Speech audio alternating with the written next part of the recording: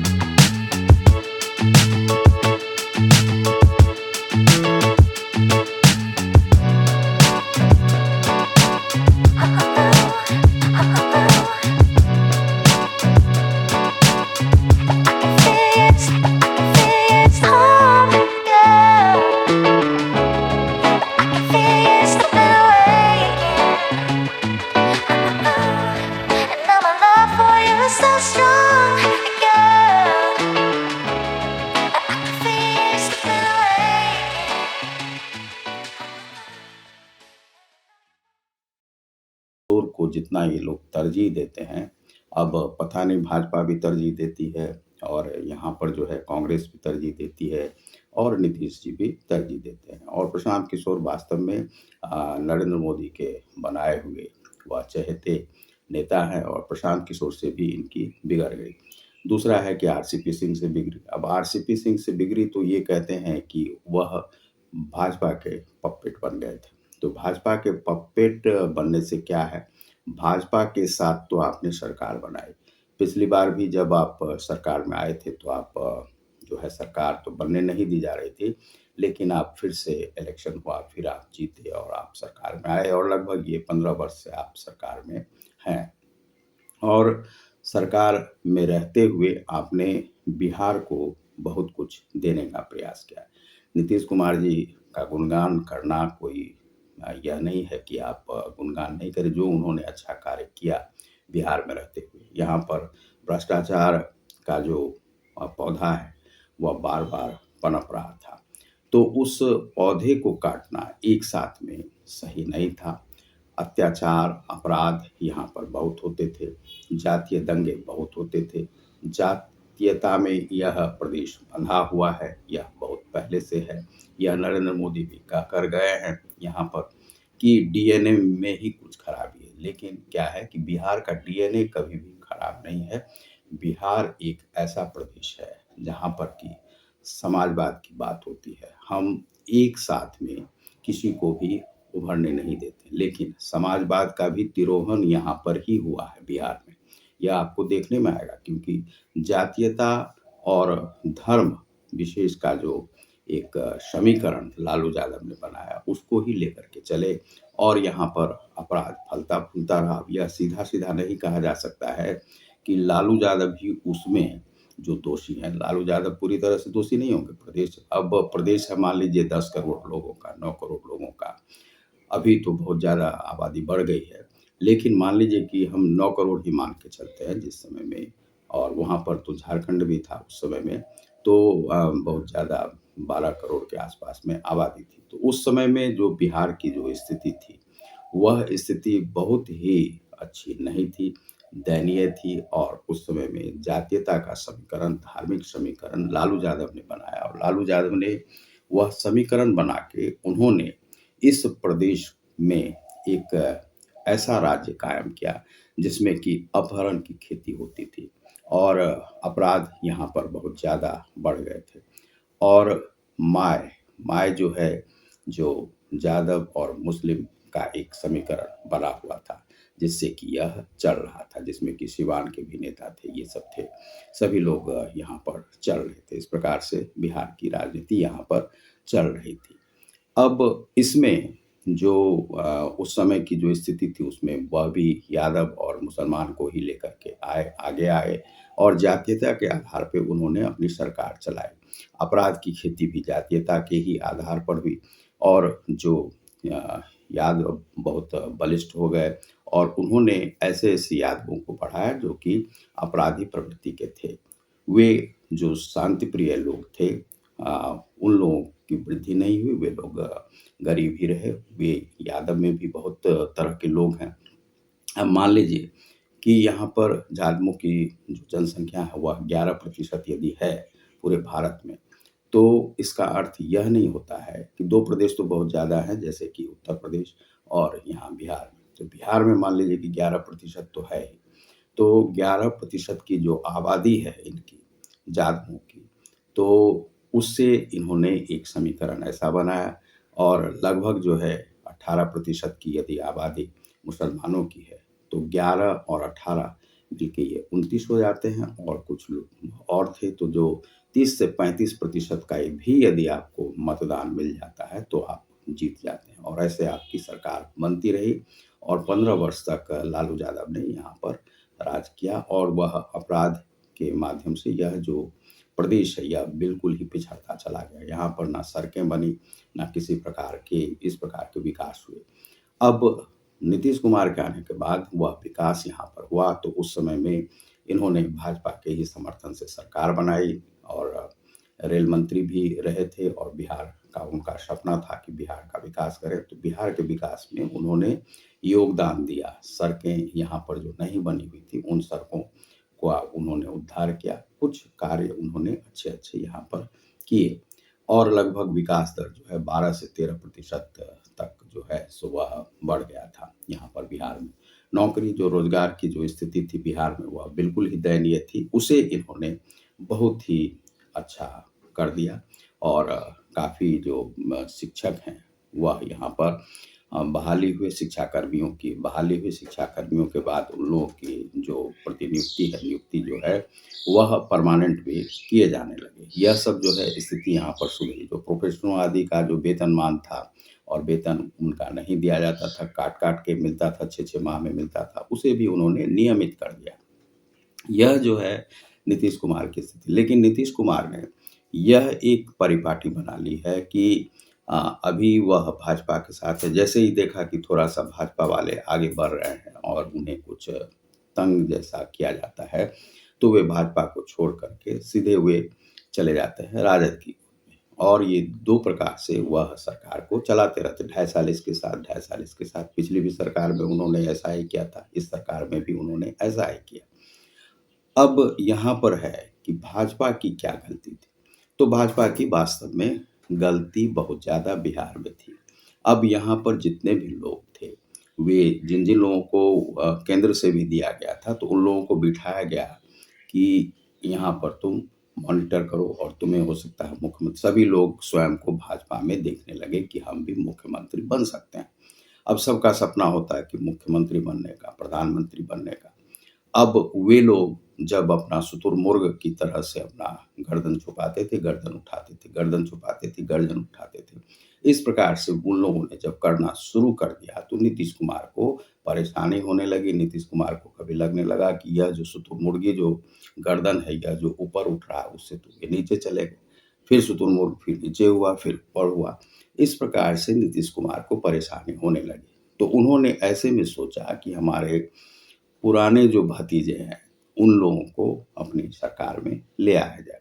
तो उन्होंने पुराने भतीजे तेजस्वी यादव से संपर्क किया। तेजस्वी यादव बहुत दिन से उन्होंने अच्छा मत हासिल किया था और तेजस्वी यादव इस प्रकार से खाली बैठे हुए थे और उन्हें भी लग रहा था कि कुछ सरकार बने और खर्चा कहाँ से निकलेगा। तो इस प्रकार से उनका जो है सो यह सरकार में उन्हें शामिल किया गया और उन्हें पद आदि भी दिए गए। इस प्रकार से नीतीश कुमार का कार्य हुआ। लेकिन पहले की जो स्थिति थी जब वे शासन में थे भाजपा के साथ, तो भाजपा के साथ यहाँ पर बिजली की स्थिति सही चल रही थी। लेकिन अब जो है बिजली की स्थिति उतनी अच्छी नहीं चल रही है। थोड़ा जो है रुक-रुक के बिजली जो है सो आती है, चली जाती है, आती है, चली जाती है।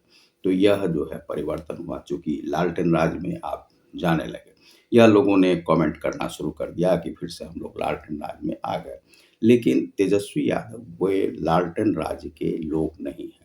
तेजस्वी यादव को अपनी छवि को सुधारनी है। लालू यादव से मिले हुए जो कलंक है, उसे धोना है। उस कलंक को यदि ये धो लेते हैं, तो राज्य में वे फिर से वे अच्छी तरह से सरकार को चला सकते हैं और हो सकता है कि आगे वे बहुत आगे, चूँकि अभी उनकी कम उम्र है, तो वे आगे तो जा ही सकते हैं। तो बिहार में ऐसा नहीं है कि राजनीति का जो भूत है, वह यहाँ पर सब पे सवार रहता है और यह जो है तो चूँकि लालू यादव के वंशज हैं, तो उनमें तो राजनीति का भूत होगा ही। तो राजनीति के भूत होने के कारण से वे आगे बढ़ते ही जाएँगे, चूँकि राजनीति का ही उनका कार्य है और वह हो सकता है कि यदि इस सरकार को अच्छी तरह से चलाते हैं, तो हो सकता है कि उन्हें उनकी छवि अच्छी हो। अब है कि भाजपा का जो शुतुरमुर्ग का जो गर्दन था, जो उठता था और फिर बैठता था, उसमें आरसीपी सिंह कहाँ पर हैं? तो आरसीपी सिंह जो हैं, वह थोड़ा-सा क्या है कि वे चूँकि उनका जो बैकग्राउंड है, वह जो है प्रशासनिक पदाधिकारी का रहा है, तो प्रशासनिक पदाधिकारी का होने के नाते से उन्हें भाजपा ने तरजीह दी थी और इधर जो है नीतीश कुमार भी उन्हें तरजीह दे रहे थे। उन्हें प्रदेश अध्यक्ष और ये सब बनाने का पूरा जो है सपना उन पर था, राष्ट्रीय अध्यक्ष बनाने का ये सब पूरा जो है उन पर वह था दारोमदार। अब इस प्रकार से उन्हें बढ़ाते चले जा रहे थे, लेकिन देख रहे थे कि वे फिर भी चूँकि आरसीपी सिंह का पहले से ही उनसे जो केंद्रीय सरकार है, उनसे संपर्क अच्छा रहा है, इसीलिए वे संपर्क में थे। ऐसा नहीं था कि वे नीतीश कुमार को तोड़ना चाह रहे थे, ऐसी कोई बात नहीं थी। या हो सकता है कि बिहार के कुछ लोग चाह रहे होंगे कि हम नीतीश कुमार से अलग होकर के सरकार बनाएँ, ऐसा जिस प्रकार से मुंबई में किया गया, उस प्रकार से सोचते होंगे। तो ये इसी डर से नीतीश कुमार ने यहाँ पर उन लोगों से अलग होकर के एक सरकार बना ली और यह सरकार को चलाने का प्रयास कर रहे हैं। अब यहाँ पर है कि एक स्थिरता अस्थिरता को जो है उन्होंने ख़त्म किया और स्थिर सरकार देने का प्रयास किया। यह बहुत ही अच्छा प्रयास है नीतीश कुमार का और नीतीश कुमार जी को इसलिए कहा जाता है कि वे दूरदर्शी राजनेता हैं और इसीलिए उनमें यदि प्रधानमंत्री की छवि आप ढूँढते हैं, तो कोई गलत नहीं है, चूँकि वे प्रधानमंत्री के लायक थे और वे उन्हीं परंपरा को चलाने वाले थे, जिस परंपरा में आप देखते हैं कि लाल बहादुर शास्त्री वगैरह थे और ईमानदारी का इन पर जो है, इस तरह से भ्रष्ट नहीं है, लेकिन कुछ भ्रष्टाचार इनके भी शासनकाल में हुआ है, जो कि भागलपुर का हो या मुज़फ्फरपुर का हो, ये कुछ जो है यहाँ पर चलते रहे हैं। और जहाँ तक रहा कि धार्मिक जो उन्माद है, उसको उन्होंने बढ़ने नहीं दिया है, जातीय उन्माद को भी बढ़ने नहीं दिया है, चूँकि ये जो है पिछड़ी जाति से ही आते हैं और ओबीसी से आते हैं और ओबीसी से आने के बाद कुर्मी कोरी जो जाति है, उनसे रहने के साथ भी इनका कायस्थों से, भूमिहारों से, राजपूतों से और जो पंचमेल खिचड़ी की जो जातियाँ हैं, शाह, गुप्ता वगैरह, उनसे भी अच्छे संपर्क रहे, मुसलमानों से भी अच्छे संपर्क रहे। इसीलिए और यहाँ पर जो है सो इनकी जो सरकार है, इनकी सरकार में यह रहा है ख़ासियत कि यह जो एक उदारवादी जो राजनेता की छवि होती है, उस छवि को ये बनाए रखें। तो यह इनकी छवि है और इन्होंने हालाँकि आरसीपी सिंह के कारण से यदि भाजपा से अलग हुए, तो भाजपा से अलग होने का कारण आरसीपी सिंह नहीं हो सकते। इनका कारण है कि वही भाजपा के जो बिहार के जो बिहारी जो नेता हैं, उन लोगों का जो शुतुरमुर्गी जो चाल था, उस कारण से इन्होंने छोड़ा है, क्योंकि बार-बार की ये गाली-गलौज और इस सब से वे अपने को उबा चुके थे और ऊब चुके थे। इनको नहीं लग रहा था कि इस प्रकार से हम शासन में रह सकेंगे और इनकी जो छवि है, बोलने में भी कभी गुस्सा नहीं करते हैं, यह इनकी अच्छी छवि है।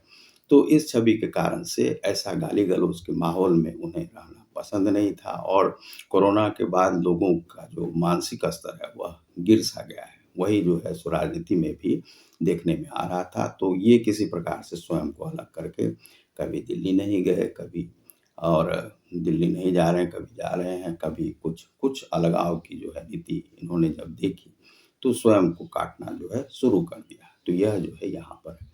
अब यहाँ पर है कि तेजस्वी यादव को बिहार को विशेष दर्जा दिलाना है और दूसरा है कि बिहार की जो छवि है उसे अच्छा करना है, बिहार का उद्योग को बढ़ाना है। बिहार में जो है सो बेरोज़गारी जो उन्होंने कहा कि तत्काल हम 10 लाख देंगे, वह अभी दे नहीं पा रहे हैं। यहाँ पर काफ़ी लाठी डंडे चल चुके हैं स्टूडेंट्स पर। तो अब नौकरी देना तो कहीं से भी संभव नहीं रहता है जब तक कि सरकार के पास बजट नहीं हो। बजट के बिना भी जो है शिक्षा कर्मियों की बहाली नीतीश कुमार ने की थी। लगभग 3 साढ़े 3 लाख लोगों को दिया, धीरे-धीरे उस प्रतिशतता को बढ़ाई उन्होंने शिक्षा कर्मियों को नौकरी दे कर के। लेकिन उसका जो बजट आता था, वह केंद्र से ये ला कर यहाँ पर उन लोगों को जो है उन लोगों के सैलरी को, दरमाहा को उन्होंने चलाया और बढ़ाया और अभी तक वह चल रहा है। तो उसे भी मेंटेन करना अभी काफ़ी मुश्किल हो रहा है। यहाँ पर नशाबंदी भी उन्होंने की और जल नल योजना जो है उसे केंद्र ने कहा कि यह आपका ये कि केंद्र की योजना है। तो चलिए भाई वह भी हम कह देते हैं, लेकिन हर चीज़ जो नीतीश कुमार कर रहे हैं उसे केंद्र अपने ऊपर थोपने के लिए कहते जा रहे हैं। तो इसका अर्थ यह नहीं होता है कि नीतीश कुमार ने कुछ नहीं किया। नीतीश कुमार की वह योजना थी और दरअसल जो नशाबंदी की जो योजना थी वह हमने ही वह अभियान चलाया था और नशाबंदी के लिए। तो लेकिन नशाबंदी क्या है कि नशाबंदी करना आवश्यक था, लेकिन आपका आर्थिक बजट यदि चरमरा रहा है तो उसे किसी प्रकार से जो है सो फिर से हो सकता है कि शुरू करने में लगे हुए हों। अब यह जो है सो यह स्थिति है, इसी कारण से उन्होंने छोड़ा। अब लेकिन देखना है कि विकास की गति यहाँ पर कम नहीं हुई। चलिए अब कुछ बात करते हैं हम लोग जो समाचार पत्र के लिए। तो यह प्रभात खबर है 13 सितंबर का। तो इसमें जो राजपाट प्रभात है उसमें है सोनिया से मुलाकात करने लालू और नीतीश जाएंगे दिल्ली। तो उप मुख्यमंत्री और राजद नेता तेजस्वी यादव सोमवार को पटना लौट आए हैं। उन्होंने बताया कि सोनिया गांधी के विदेश से लौटते ही राजद सुप्रीमो लालू प्रसाद और बिहार के मुख्यमंत्री नीतीश कुमार उनसे मिलने के लिए दिल्ली जाएंगे। इसके लिए सोनिया गांधी से वक्त मांगा गया है। संवाददाताओं से चर्चा के दौरान उन्होंने बताया कि कांग्रेस नेता जल्दी ही देश लौटेंगे। बिहार के दोनों नेता देश भर में विपक्षी नेताओं को एकजुट करने का प्रयास करने जा रहे हैं। राजनीतिक विश्लेषक प्रशांत किशोर की तरफ से 10 लाख रोजगार के संदर्भ में उठाए गए एक सवाल के जवाब में राजद नेता तेजस्वी यादव ने कहा कि जिन लोगों को सरकार के वादे पर भरोसा नहीं है उन लोगों को इंतजार का मजा लेना चाहिए। अब देखिए प्रशांत किशोर की बात आ गई यहाँ पर। उन्होंने कहा कि हमारे लिए रोजगार एजेंडे में सबसे ऊपर है, हम वादा पूरा करेंगे। इस पर काम भी शुरू हो चुका है। विपक्ष की तरफ से जंगल राज वाले बयान पर तेजस्वी यादव ने कहा कि जो लोग आज हमारे नेताओं पर सवाल उठा रहे हैं उन्होंने सबसे पहले अपनी जानकारी दुरुस्त करनी चाहिए। अगर उन्हें एफिडेविट की समझ नहीं है तो भाजपा के मंत्रियों को शपथ पत्र पढ़ लेना चाहिए। नीतीश समाजवादी नेताओं में सबसे वरिष्ठ यह एक नेता हैं जो कहा है उन्होंने, यह भी आप देख लीजिए। राजद के प्रदेश अध्यक्ष जगदानंद सिंह ने कहा है कि समाजवादियों मुख्यमंत्रियों नीतीश कुमार में प्रधानमंत्री पद के सारे गुण मौजूद हैं। उन्होंने कहा कि पूरे राज्य की जनता ने मान लिया है कि नीतीश कुमार हम लोगों की तरफ से उम्मीदवार हैं, इसमें कोई दो मत नहीं है। जगदानंद सिंह ने कहा कि नीतीश कुमार देश के समाजवादियों में सबसे वरिष्ठ हैं। शरद पवार की उम्र पार कर गई है, जबकि मुलायम सिंह यादव राजनीति से रिटायर हो चुके हैं। वहीं राजद प्रमुख लालू प्रसाद वरिष्ठतम होते हुए भी उन्हें समस्याओं से निजात नहीं मिल पा रहा है। ये जो है तो एक समाचार है प्रभात खबर में। और दूसरा है कि यह अब तब के जो समाचार पत्र थे और अब के समाचार पत्र में पैटर्न में कुछ परिवर्तन आपको मिलेगा। अब दूसरा जो समाचार है वह भी देख लीजिए। जनता दरबार, मुख्यमंत्री ने 59 लोगों की सुनी फरियाद। कोरोना में मृत लोगों के आश्रितों को मुआवजे की राशि दें। सीएम ने कहा कि उन्हें राशि दें। अब किन्हें कहा है उन्होंने? देना तो उन्हीं को है। मुख्यमंत्री नीतीश कुमार ने स्वास्थ्य विभाग से कहा कि कोरोना में मृत लोगों के आश्रितों को मुआवजा की राशि दिलाई जाए। सोमवार को जनता के दरबार में मुख्यमंत्री कार्यक्रम में राज्य भर से आए 59 फरियादियों से उन्होंने मुलाकात की और उनकी समस्याओं के निराकरण के निर्देश दिए।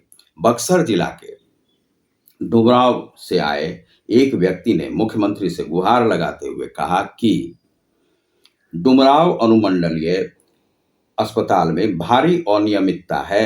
अस्पताल में तैनात चिकित्सक ड्यूटी आवर में अपना निजी क्लिनिक चलाते हैं, जिसके कारण मेरे नवजात नाती का निधन हो गया। मुख्यमंत्री ने स्वास्थ्य विभाग को मामले की जांच कर कार्रवाई करने का निर्देश दिया। बांका से आए एक युवक ने मुख्यमंत्री से गुहार लगाई, कहा कि मेरी मां का निधन कोरोना से हो गया है, लेकिन आज तक अनुदान की राशि नहीं मिल पाई है। सीएम ने तत्काल जांच कर कार्रवाई का निर्देश दिया है। और उन्होंने कहा जनता के दरबार में मुख्यमंत्री, यह जो है समाचार यह है 13 सितंबर का है। जनता के दरबार में मुख्यमंत्री कार्यक्रम में उप मुख्यमंत्री तेजस्वी प्रसाद, वित्त सह संसदीय कार्य मंत्री विजय कुमार चौधरी, समाज कल्याण मंत्री मदन सहनी, शिक्षा मंत्री चंद्रशेखर, अल्पसंख्यक कल्याण मंत्री जमा खान, सूचना प्रावैधिकी मंत्री इसराइल मंसूरी, अनुसूचित जाति एवं अनुसूचित जनजाति कल्याण मंत्री संतोष कुमार सुमन, पिछड़ा एवं अति पिछड़ा वर्ग कल्याण मंत्री अनिता देवी, कला संस्कृति एवं युवा विभाग के मंत्री जितेंद्र कुमार राय, श्रम संसाधन मंत्री सुरेंद्र राम, आपदा प्रबंधन मंत्री शाहनवाज, मुख्यमंत्री के प्रधान सचिव दीपक कुमार, मुख्य सचिव आमिर सुबहानी, पुलिस महानिदेशक एसके सिंघल, मुख्यमंत्री के प्रधान सचिव डॉक्टर एस सिद्धार्थ, मुख्यमंत्री के सचिव अनुपम कुमार, मुख्यमंत्री के विशेष कार्य पदाधिकारी गोपाल सिंह, पटना के जिलाधिकारी चंद्रशेखर सिंह तथा वरीय पुलिस अधीक्षक मानवजीत सिंह ढिल्लो उपस्थित थे। इस कार्यक्रम में वे सभी उपस्थित थे। अब यह समाचार है कि उन्होंने कहा कि कोरोना के बाद जो लोग, जिन लोगों की जो है क्षति हुई है, उन लोगों को पैसे दिए जाएं। अब दूसरा है कि और भी क्या समाचार है, यह प्रभात खबर के प्रथम पेज पर है कि ज्ञान व्यापी में श्रृंगार गौरी पूजा केस की सुनवाई को कोर्ट राजी। यह केंद्रीय समाचार है, इसे आप राष्ट्रीय समाचार में आप देख सकते हैं कि इसमें क्या है। वाराणसी की जिला अदालत ने सोमवार को ज्ञान व्यापी श्रृंगार गौरी मामले की पोषणीयता पर सवाल उठाने वाली मुस्लिम पक्ष की याचिका खारिज कर दी। इसके साथ ही अदालत ने कहा कि वह पूजा के अधिकार की मांग वाली याचिका पर सुनवाई करेगा। यह जानकारी हिंदू पक्ष के जो वकील विष्णु जैन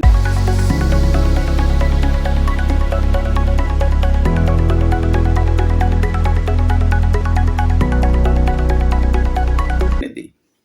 अदालत में मौजूद एक वकील के मुताबिक जिला न्यायाधीश ने दोनों पक्षों के वादियों और उनके अधिवक्ताओं समेत 32 लोगों की मौजूदगी में 26 पन्नों का आदेश 10 मिनट में पढ़कर सुनाया। मामले पर सुनवाई 22 सितंबर को होगी।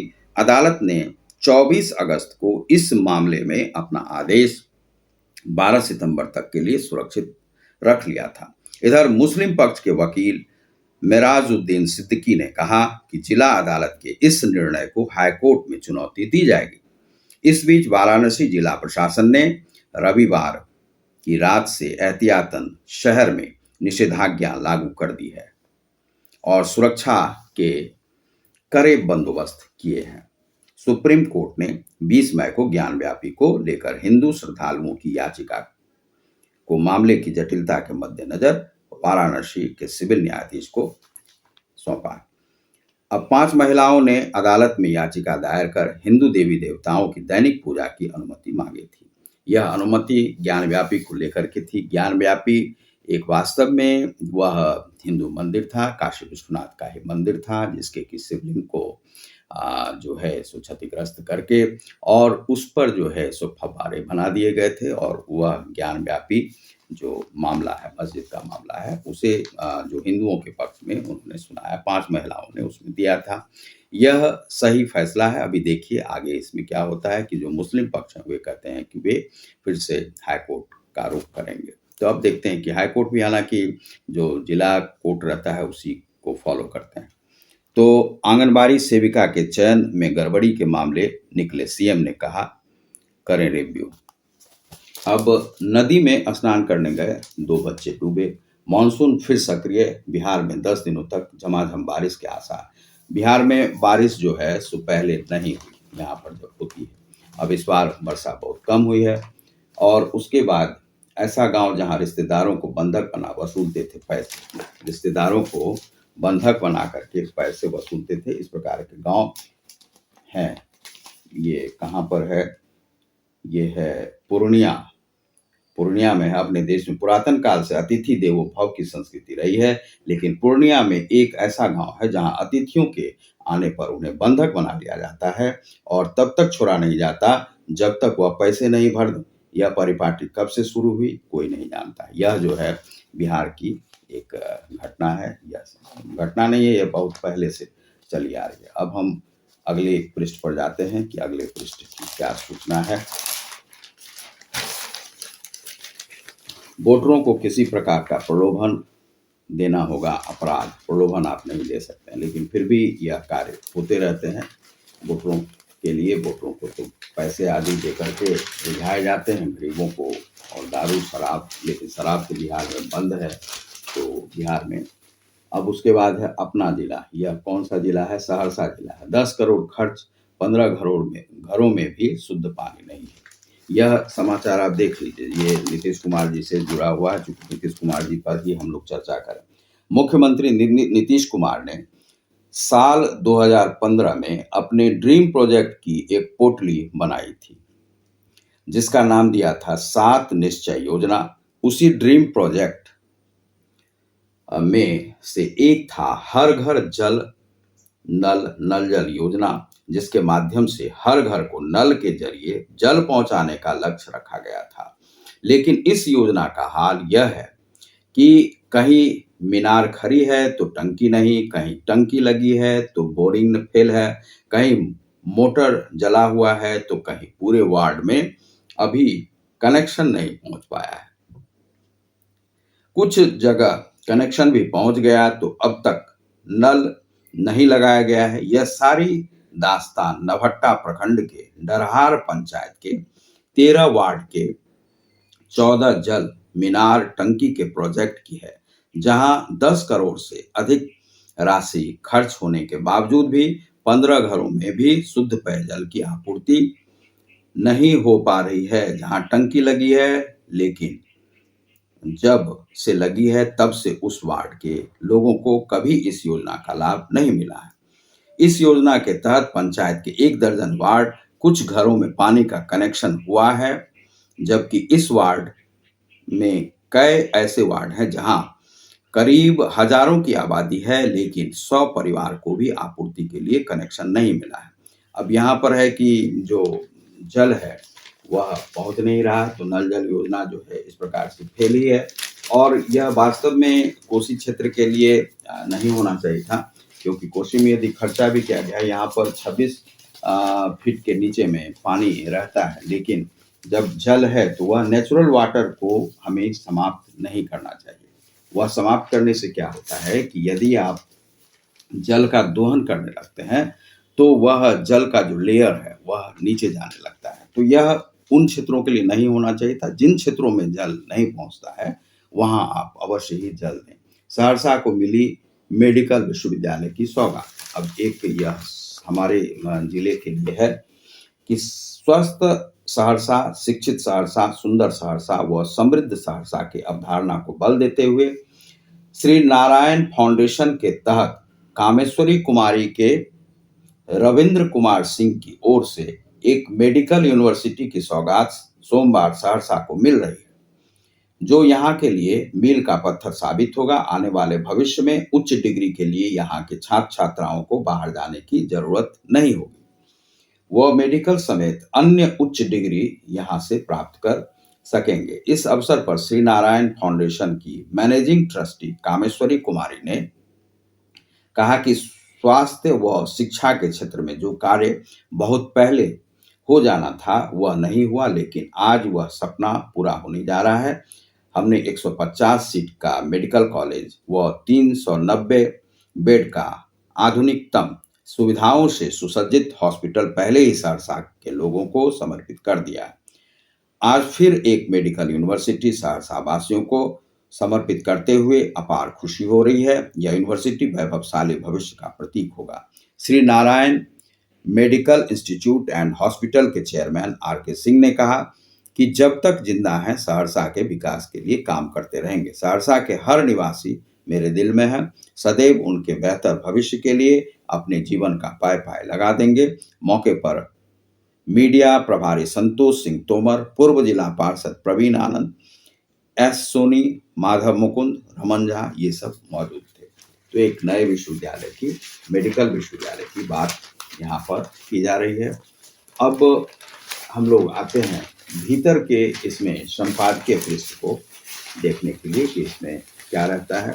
तो संपादकीय पृष्ठ में आज जो है रेल की रफ्तार, ये देखिए संपादकीय पृष्ठ है।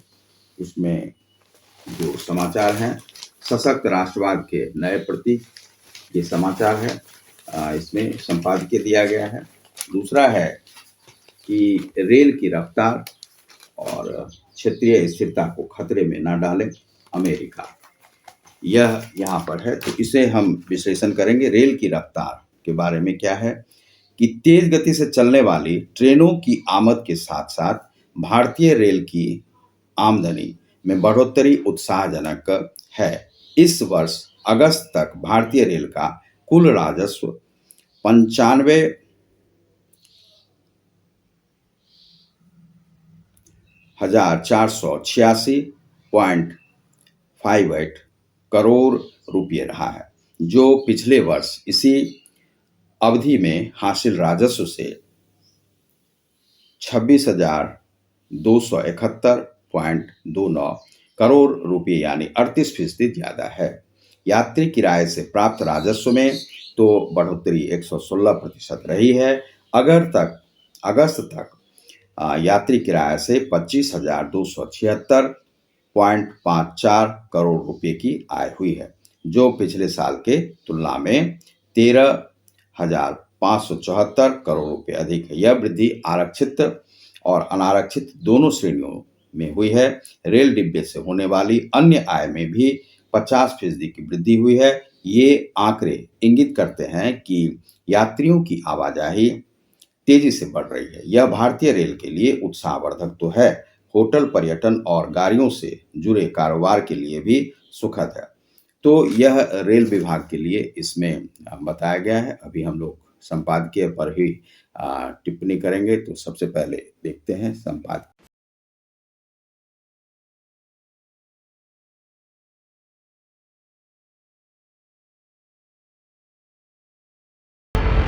भाजपा से अलग होते ही नीतीश कुमार ने और तेजस्वी यादव ने लोगों को यह ढांढस बताया कि 10 लाख कम से कम नौकरियां दी जाएगी। तेजस्वी यादव ने कहा कि पहले ही दिन जाकर हम पहला ही जो साइन करेंगे वह यही करेंगे। लेकिन यहाँ पर पटना में जो काफ़ी लोगों पर जो नौकरी का डिमांड कर रहे थे, मांग कर रहे थे, रोजगार मुक्ति के लिए चाह रहे थे, उन पर लाठियां पुलिस ने बरसाई। यह एक व्यवस्था जो है सो तेजस्वी यादव के आने के बाद यह हुआ है। नौकरी तो नहीं मिली, लेकिन लाठियां लोगों को मिल रही हैं। यह आप देख रहे हैं कि किस प्रकार से लाठियां पुलिस बरसा रही हैं। और यह पटना में ऐसा हुआ है। लोग कह रहे हैं कि वे भाजपा के लोग थे, लेकिन ऐसा पूरी तरह से सही नहीं है। ये भाजपा के ही लोग नहीं थे। ये बेरोज़गारी से जो तंग आ चुके हैं वे युवा हैं, क्योंकि नौकरियां जो हैं सो बिहार में चाहिए और लोग बाहर से भी बिहार में आ गए हैं, उन्हें भी नौकरियां नहीं मिल रही हैं। नौकरियों के लिए वो परेशान है, रोजगार नहीं है और महंगाई सर आंखों पर ऊपर, माथे से ऊपर जा रही है। इसीलिए लोगों को रोजी रोटी की ज़रूरत है, इसीलिए वे लोग नौकरी की मांग कर रहे हैं, लेकिन लाठियां उन्हें मिल रही है। जो सरकार ने कहा था वह अब तक हो नहीं रहा है। विशेष राज्य का दर्जा जो है सो मुश्किल ही लगता है कि यह मिल पाएगा बिहार को। यह तेजस्वी यादव ने कहा कि जो है बिहार को हम वह दिला कर रहेंगे, तो वह अब मिलेगा या नहीं मिलेगा, यह भी एक जो है सो वह रसातल में जाता हुआ दिख रहा है। आप देख रहे हैं समाचार विश्लेषण को। खबर में छपी जो यह सशक्त राष्ट्रवाद के नए प्रतीक जो ये संपादकीय हैं, ये संपादकीय प्रभु चावला के हैं और Prabhu Chawla editorial director the news Indian Express के हैं अभी। तो इन्होंने क्या इसमें दिया है सशक्त राष्ट्रवाद के बारे में, तो राष्ट्रवाद की विशेष चर्चा होती रहती है। कोई राष्ट्र अपने एक मुकाम पर तब पहुंचता है जब इतिहास भविष्य के दिशा निर्देश के रूप में वर्तमान के साथ अतीत को सरलता से संबंधित करता है। भारत की सामूहिक स्मृति में हमारे इतिहास और उनके इतिहास के बीच युद्ध जारी है। इस संघर्ष ने व्यक्तिपरक राष्ट्रवाद और बलवान राष्ट्रवाद की परस्पर युद्धरत विचारधाराओं को जन्म दिया है। वर्ष 2014 में नरेंद्र मोदी का भारत का 15वां प्रधानमंत्री बनना एक निर्णायक मोड़ था। तब से वे लगातार भारत की विरासत के व्यक्तिपरक विश्लेषण एवं प्रस्तुति को मिटाने तथा मुगल अत्याचार और औपनिवेशिक दासता के विरुद्ध भारत के संघर्ष को पुनर्स्थापित करने में जुटे हैं। इलियम केनेडी ने जन और अभिजन के अंतर को रेखांकित करते हुए लिखा है कि जन किसी विषय पर सहमत या असहमत होने के लिए एकजुट होते हैं, जबकि अभिजन किसी विषय पर सहमत या असहमत होते हैं। जबकि अभिजन किसी विषय पर सहमत या असहमत होते हैं, पर भिन्न कारणों से मोदी युग ने नए भारतीय अभिजन को जन्म दिया है, जो भारत के दास अतीत के स्मृति चिन्हों को बर्दाश्त नहीं करता। शहरों व संस्थाओं के नाम बदले जा रहे हैं, जो संस्थाओं के नाम बदले जा रहे हैं, कर्तव्य पथ किया जा रहा है, उसी के विषय में कहा जा रहा है। तो शहरों और जो संस्थाओं के नाम बदले जा रहे हैं, संस्कृति, कला, धर्म, समाज सेवा, यहाँ तक कि स्वाधीनता आंदोलन से भी नए प्रतीक निकाले जा रहे हैं, जो वर्तमान आख्यान के अनुरूप है। उनका अभियान स्पष्ट है, बहुलतावादी वर्तमान को असम्मानित अतीत में बहिष्कृत करना, ताकि पूर्ण स्थानिक की रचना हो सके। पंथ निरपेक्षतावादियों के लिए भारत का वर्तमान और कांग्रेस की अवधारणा समांतर परिघटनाएं हैं। राष्ट्रवादी भारत के अतीत को संतों, समाज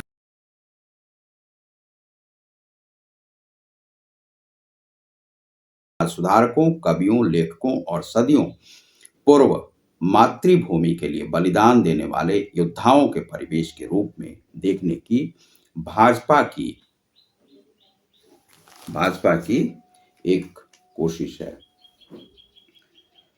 समाज सुधारकों, कवियों, लेखकों और सदियों एवं पूर्व मातृभूमि के लिए बलिदान देने वाले योद्धाओं के परिवेश के रूप में देखने की भाजपा की दृष्टि को साझा करते हैं। अतीत अब मोदी प्रभावित प्रतिष्ठान की संपत्ति है, जो ठोस रूप से यह मानता है कि कांग्रेस के उसके सहयोगियों ने भारत को ऐसा क्षुद्र राष्ट्र बना दिया जो विदेशियों से समर्थन व सहयोग चाहता है। कांग्रेस को रूढ़ सोच में घातक कमी यह है कि राष्ट्रीय नेतृत्व नेहरू व गांधी परिवार की एकल संपत्ति थी। मोदी इस धारणा को बदलना चाहते हैं।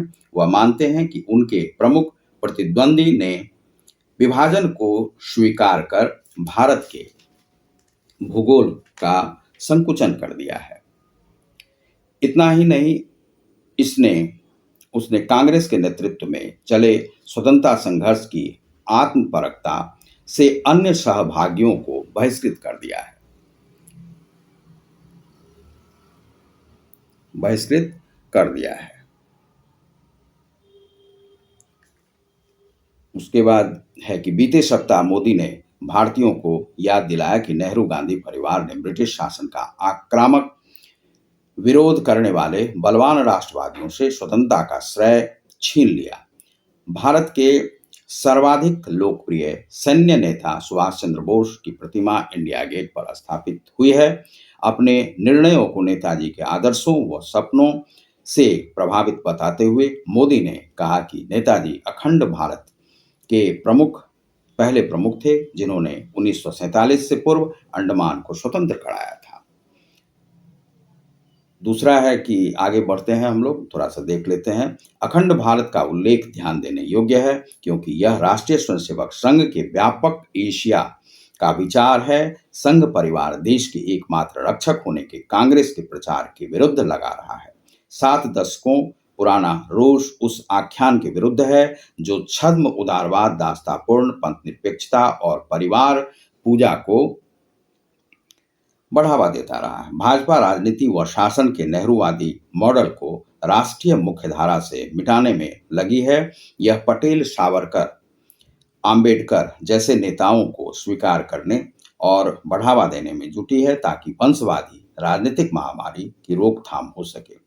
इसका जोर उन व्यक्तियों पर है जिन्होंने कांग्रेस और मुगलों का विरोध किया था। बोस ऐसे ही एक विश्वसनीय प्रतीक हैं। आजाद हिंद फौज के संस्थापक को प्रतिष्ठित करना राजनीतिक रूप से सही कदम है जो सैन्य राष्ट्रवाद को एक अर्थ देता है जो विभाजन को रोक सकता था। पश्चिम बंगाल में ममता बनर्जी को चुनौती देने के लिए भाजपा को एक विचारधारात्मक प्रतीक चाहिए। मोदी ने 2018 से बोस को आक्रामक रूप से आगे रखना शुरू कर दिया था।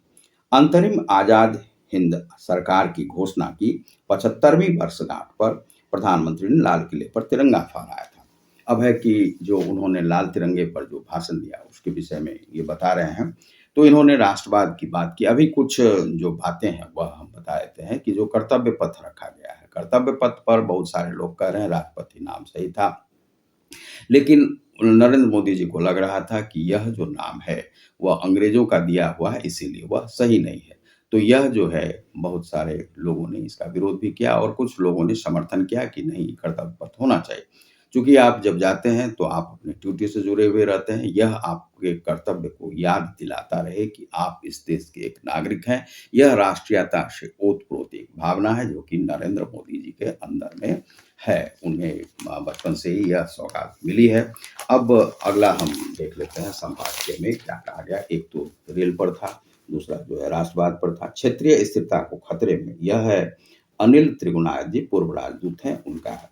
पाकिस्तानी वायुसेना के F-16 लड़ाकू जहाजों के बेड़े के लिए अमेरिका द्वारा $450 मिलियन की सहायता देने का निर्णय क्षेत्रीय सुरक्षा एवं स्थिरता के लिए खतरनाक है।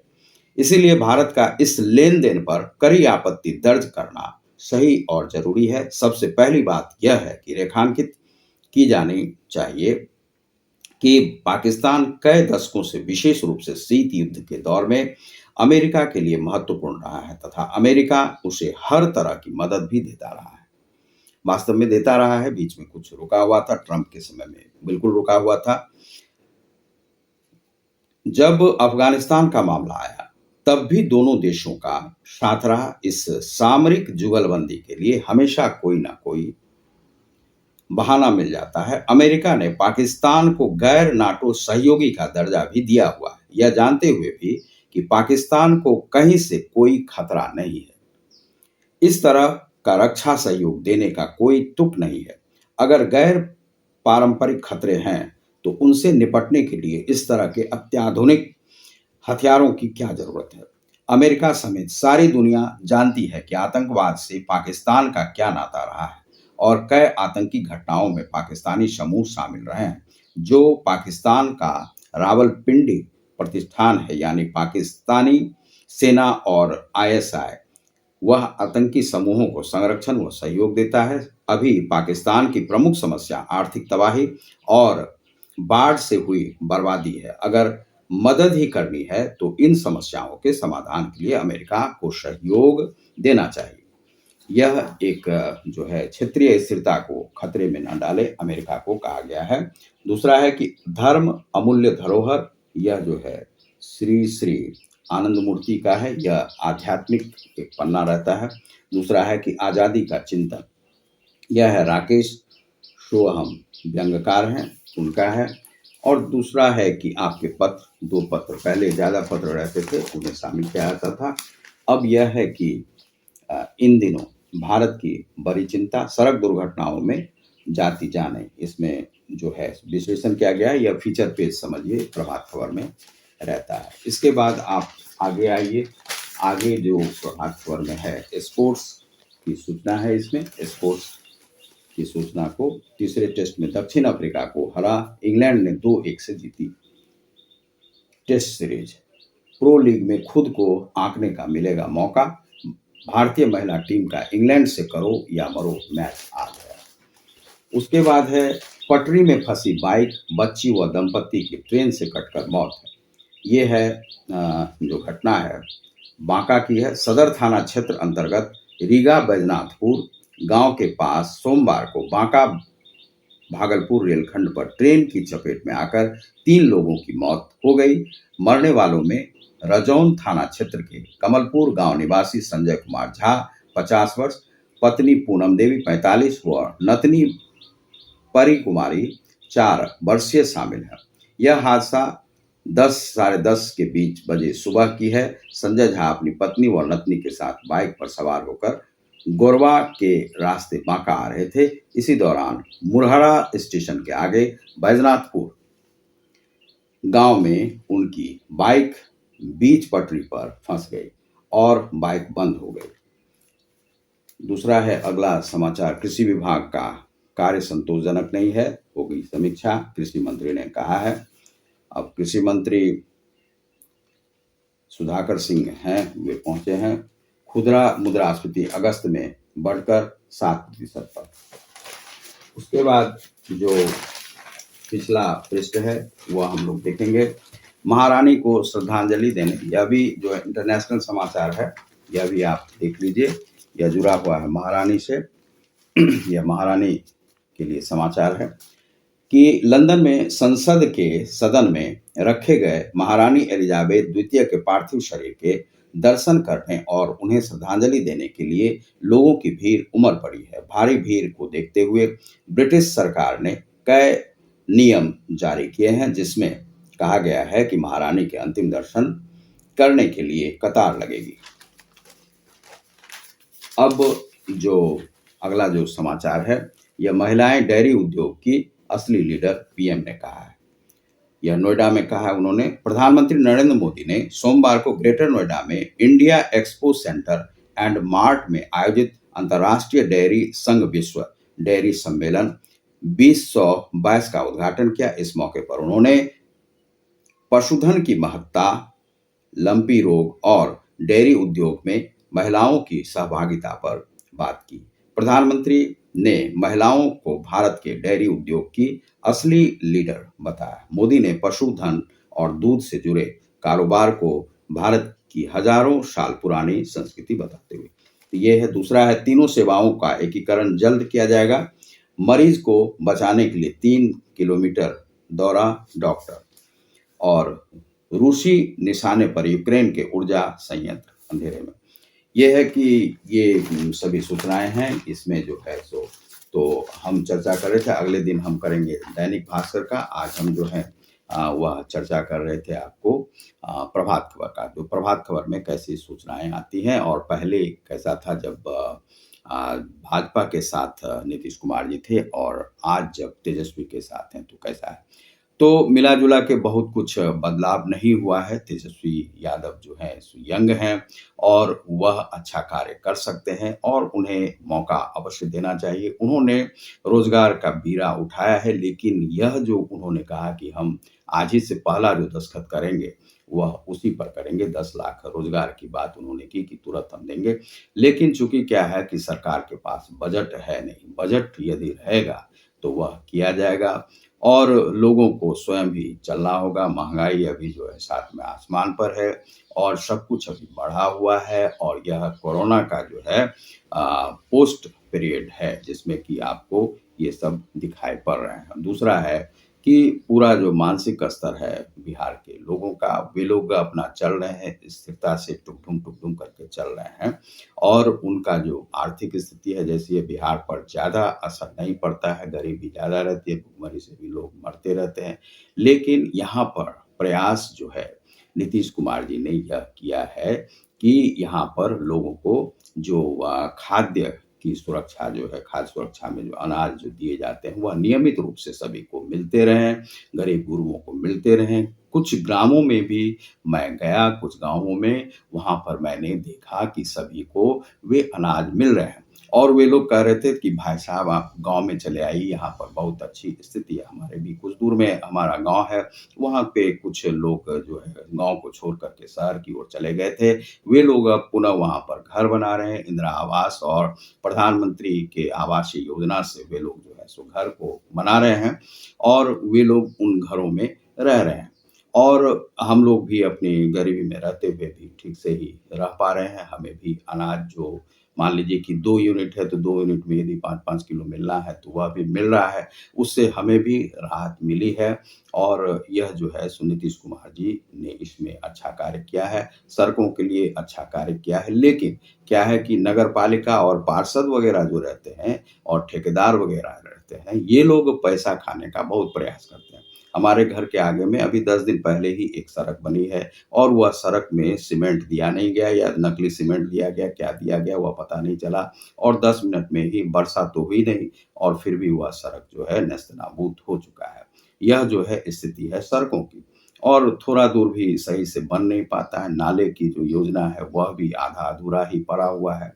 तो यहाँ पर सहरसा का भी विकास सही ढंग से नहीं हुआ है और यहाँ पर हम जब गुमटी पर जाते हैं तो गुमटी से आने में हमें जो 5 मिनट का रास्ता है उसमें ढाई से 3 घंटा लग जाता है और यह यहाँ पर क्या है कि कुछ लोगों के द्वारा जो यहाँ पर बराबर उद्घाटन लगभग 5 बार 10 बार किया जा चुका है एक पुल के निर्माण का, वह पुल भी निर्माण नहीं हो पा रहा है। बहुत बार कहा जाता है कि पैसे केंद्र से भी आ गए हैं, राज्य सरकार से भी आ गए हैं, सड़क विभाग से भी आ गया है, लेकिन शहरी विकास से भी आ गया, लेकिन वह विकास अभी तक अधूरा है, यहाँ पर पुल भी नहीं बन पा रहा है।